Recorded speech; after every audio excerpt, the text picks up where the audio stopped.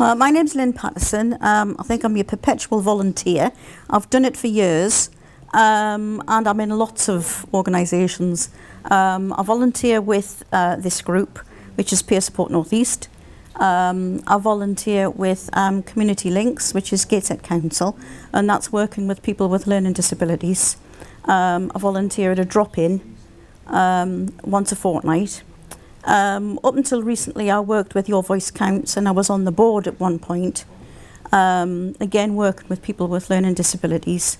I used to be a citizens advocate, which a volunteer one, obviously, which involved partnering a disabled person, a person with a learning disability, and physically the lady was all right, but she obviously had a learning disability, and she should forget, you know, a lot of things. Her memory wasn't good, but she liked to go out shopping. So we used to go to the Metro Centre once a fortnight. And I live down the road from it, and I'm so thoroughly sick of it. I think I know all the shops off by heart, but that's what she liked to do. So that's what we did once a fortnight, and just had a coffee. And I think it was because I was the only outside person that was given my time to her, that she could go out freely with, you know, and she could determine where she wanted to go and what she wanted to buy. Where with the home that she was at, she had to go with them when they wanted to go and where they wanted to go. So I think she enjoyed that bit of time with me. Unfortunately, for health reasons, I had to give it up last year. I think the council could do more in the way of encouraging disabled people to volunteer in the first place, because, you know, maybe a lot of people don't have the confidence or the social skills, and maybe sit at home thinking, I couldn't do that, you know, what could I offer people? But actually, people can usually offer quite a lot, and you learn what experiences you have. You know, you learn a lot about yourself, and you gain experiences over years, and you gain confidence as well the more you do. So I think physical barriers need to be addressed, of course.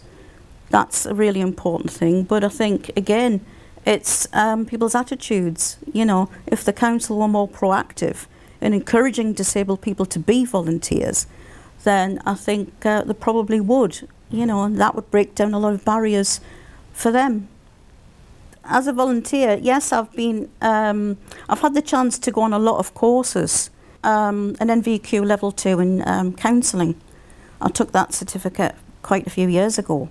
And people's attitudes were a bit strange. It was almost like, oh, I don't want to burden you with my troubles, you know, look all you've got to cope with. And I'm like, but I'm trained, I've taken the certificate, you know. I'm here to listen to you. And it's a strange thing that people have. If you use a wheelchair, you can't be a volunteer in some people's minds. I think often the common perception of the general public is that disabled people take everything, get everything for nothing, on a plate, and do nothing. But I think volunteering is a good way of giving something back to the community.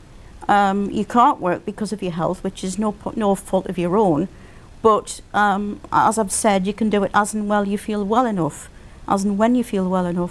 So I feel that's contributing, you know, to where you live, and helping to define and improve services for other people, especially other disabled people. So that's a good compromise, I feel, that, you know, you can actually